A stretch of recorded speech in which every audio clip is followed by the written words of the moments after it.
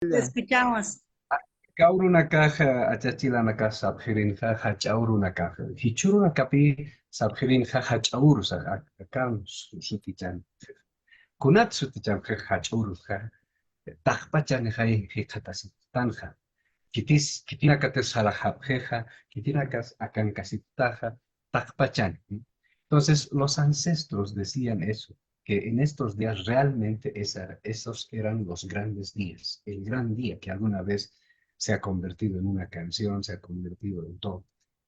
¿Por qué? Porque están los que han partido, los que estamos acá, ¿cierto? Y nos encontramos, porque de eso se trata esta fiesta ritual, la fiesta que estamos empezando a celebrar. De hecho, yo en una publicación cuando empecé a poner el afiche en una de mis plataformas decía, ya han llegado, ¿sí? Lo que pasa es que la modernidad nos hacen encajonar en calendarios muy forzados y dicen, mañana van a llegar al mediodía y al otro día se van a ir.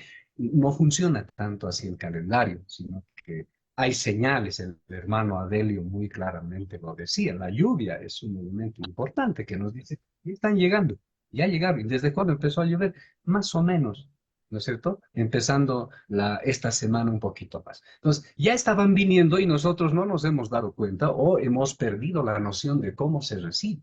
De eso bastante nos ha hablado el Manuel.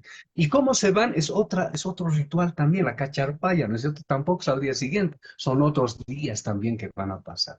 Bueno, yo lo he llamado Wiñaya Taki precisamente por eso, porque la palabra Wiñaya significa en Aymara eternidad.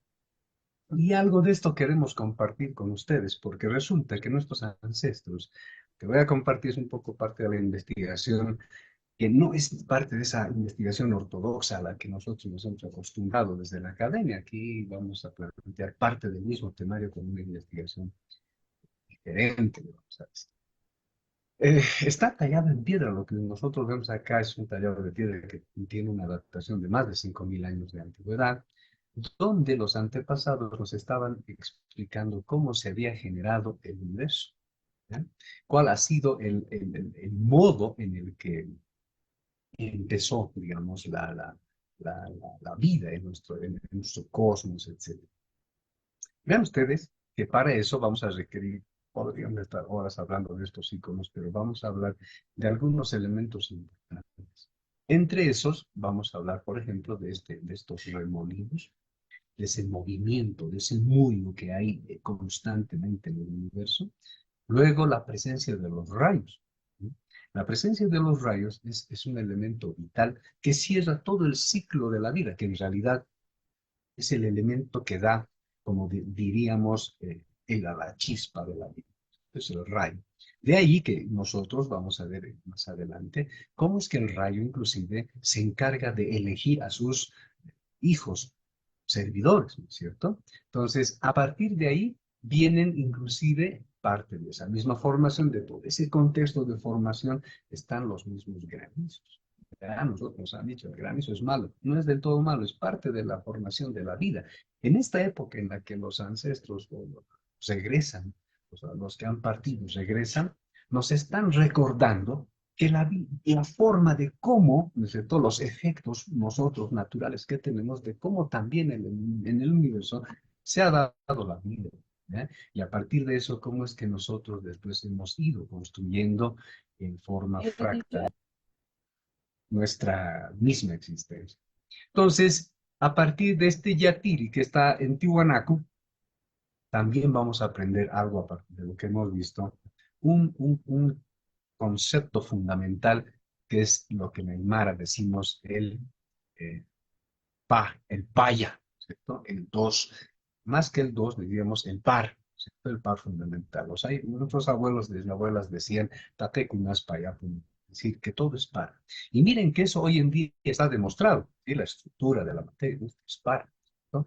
La formación de cuando el ser humano empieza en el primer instante de la fecundación es par, es gemelar. Entonces, esto es parte de cómo la forma de la vida en nuestro universo se ha dado. Y todo esto tiene mucho que ver con esta época. Y el chama, ¿no es cierto? Es la energía, que es lo que después se iba a convertir. Nosotros entonces diríamos hoy en día Pachamama, pero con el transcurrir de los años, el tiempo y todo, hemos dicho Pachamama, ¿cierto? Inclusive eso nos han enseñado a reducirlo solamente a la tierra. Pachamama estaba hablando de todo el contexto de lo que nosotros llamamos como universo.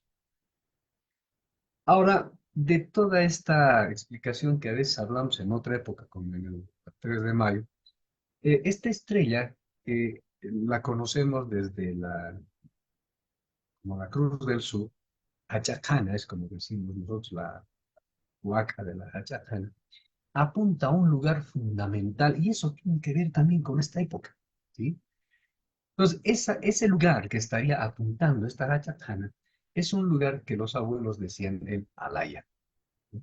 Y ese Alaya es eso que acabamos de pintar, ¿cierto? En recuadro oscuro, ¿sí?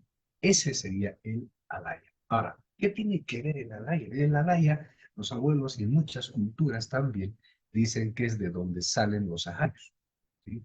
Y cuando una persona, voy a hablar en castellano, pero fallece, regresa a ese mismo lugar. Entonces, más adelante, nosotros vamos a ver cómo ese lugar también se convierte en un mar en esta tierra. El lago, por ejemplo, es el Viña. Los abuelos, las abuelas, cuando ya sentían que se iban a partir, iban a irse, iban a morir, decían Viña Carusa o Eja, ¿no? Entonces, ¿qué quiere decir? Que van a volver a este lugar que es de donde salen los ajayos. Cuando los niños, niñas, etcétera, nacen, los ajayos salen de acá. Y ya después en la vida, cuando nosotros, etcétera, las personas cuando fallecemos, nuestros ajayos regresan acá. De ahí es que hay un tiempo, hay un ciclo que nosotros le llamamos cuando alguien fallece, ese ciclo anual, ¿no es cierto?, de cómo se hace el acompañamiento y todo lo demás, y tiene también que ver en muchos casos con el color negro. ¿Sí? Y la forma de cómo nosotros acompañamos en esta época, pensando en los difuntos. Entonces, estaríamos hablando de algo así como una especie de portal del tiempo que nos permite a nosotros entender cómo es que los ajayos pueden atravesar la barrera del tiempo, regresar, venir a compartir con nosotros y después volver. ¿Cierto? Este es un efecto importante, el cuti, ¿no? Ahora, Santa Cruz Pachacuti Salcamayua había escrito, dibujado en el altar de Coricancha, el mismo efecto para enseñarnos la misma lección. Vean ustedes, ese sería ese lugar oscuro, ¿no? La mancha oscura, o lo que algunos también tratando de asemejar, pero negro, pero no vamos a entrar en eso, pero más o menos en ese lugar oscuro, en esa cota de donde los ajayos salen, porque resulta que es a partir de ahí que cómo también se va a estructurar la importancia que tiene la pareja en nuestras culturas. Y esa pareja tiene un reflejo también en relación a cómo la composición y la estructura del universo tiene que ver tanto entre el Sol y la Luna. ¿Ya? Vamos a ver inclusive Guamán Poma de Ayala en el famoso texto que escribe de la nueva crónica del buen gobierno, siempre va a ir relacionando al Sol y la Luna cuando se refiere a las personas, boca del Vicario, para poner el ejemplo, y cómo eso tiene mucho que ver con la pareja también.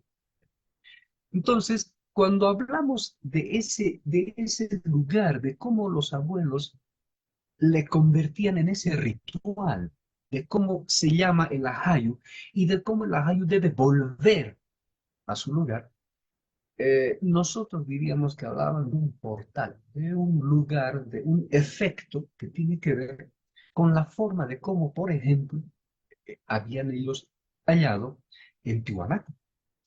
En Tiwanaku, ustedes saben bien, en varias ocasiones hemos mencionado que los nombres que le han puesto están en relación a quién lo ha descubierto y qué es lo que más o menos ha entendido, ha interpretado, como el templete, ¿no es cierto? Ese tipo de nombres. El Pumapunku, que es así como se le conoce el lugar donde está la huaca de la oscuridad, como se llama, del, de donde ellos hacían estos rituales precisamente para poder comunicarse con los ajayos. ¿Por qué? Vean ustedes en esta imagen, ¿sí? Todas tienen que ver con esa forma, ¿sí? Esa forma progresiva, ¿cierto? Expansiva que tienen estas figuras. Las puertas de donde los ajayos salen y las puertas de donde los ajayos regresan, ¿sí? Entonces, estas estructuras que en Tiwanaku hay bastante en piedra, y de hecho después se convertirán en tejidos, etcétera, tiene mucho que ver con este ritual de llamar a Jayo y de hacer volver el Jayo. Y esa es esta fiesta también nosotros que celebramos. Llamamos el Jayo. El hermano Adelio decía con mucha propiedad, en octubre, mediados de octubre, más o menos hablando de nuestro calendario, ya se, inclusive hay un ritual con una danza que se llama los anatir. Se toca por los cerros justamente llamando, porque no hay que esperar que vengan solamente, ¿sí? Sino que hay que llamarlos. Dice, hay que llamar el ajayo.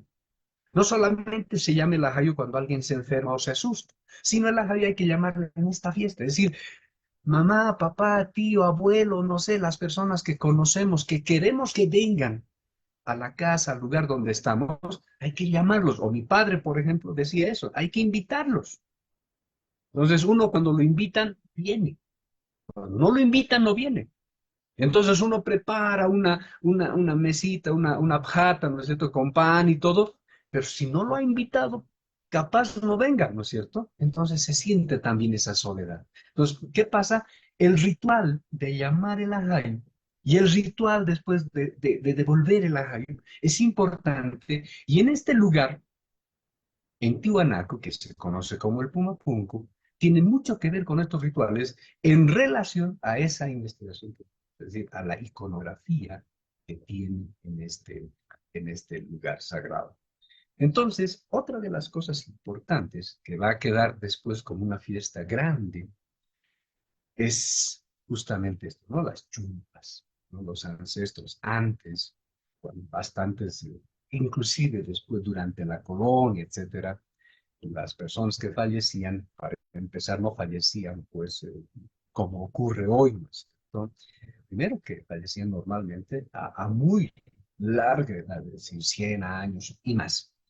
Entonces eran dignos de ser, entre comillas, momificados. Y lo único que se podía ver era el rostro, por eso acá, desde Guamampuna de Ayala, lo corté para enfatizar que de todo lo que se le hacía al difunto, todos los rituales, el rostro era importante que se vea. Y esto tiene que ver con otra memoria colectiva que nuestros ancestros nos habían enseñado, ¿sí? Que decía, por ejemplo, Kebnai Untasarnakay. ¿Qué quiere decir eso? El Kebnai Untasarnakay quiere decir Kepahat, quiere decir Kepahat Nairat, es decir, Naira es el ojo, ¿no es cierto? Kepahat está acá, es atrás, que quiere decir entonces que no estaba hablando de mirar, sino de mirar en el sentido de qué es lo que yo veo con mis ojos, sino estaba describiendo el lugar de donde nosotros tenemos que darle importancia en lo que se llama la memoria colectiva. Y eso tiene que ver mucho en esta época, porque fíjense, en Tiwanaku, también en la otra huaca, que se conoce como el templete semisubterráneo, hay estas piedritas que escaladitas en forma de caritas que están sobresaliendo en el muro. Y eso tiene que ver precisamente con el mismo efecto, ¿sí?, de la memoria colectiva. Y hoy en día, en lugar de esto, pues ya después, producto de la colonia y todo lo demás, hacemos las tapahuapas. Y vamos a ver que de aquí a 8 días va a aparecer la fiesta de las ñatitas. ¿Qué quiere decir? Y es ahí donde enfatizamos precisamente en esta época, cuando los ajayos han sido llamados, convocados, y llegan y vienen y se sientan y están con nosotros, aparece y ahí se hace el ritual de la historia, lo que hoy en día se conoce como la historia oral. ¿Sí? ¿Por qué nuestros abuelos no escribían en el sentido de un texto para decir, esta es la historia que hay que heredar, sino que en esta época se transmitía todo el conocimiento histórico que había como conocimiento hasta ese momento?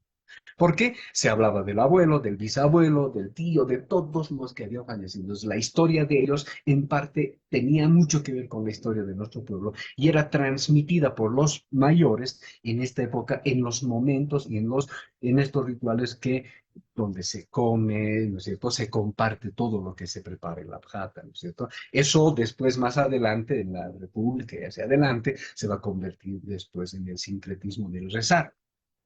Entonces ahí aparece la tanta guagua. ¿Por qué? Porque este era el jaque guagua, ¿cierto? El jaque, que si la persona ya madura, guagua, porque ya falleció y aparece como un niño, vuelve al seno, a su vientre materno, por eso se le devuelve ¿cómo se llama esto? La envoltura que hay en el vientre de la madre. Entonces, todo eso se le devuelve, solo que se le aparece la cara. Por eso es que la tanta guagua igual, ¿no es cierto? Solamente la carita de la persona que queremos.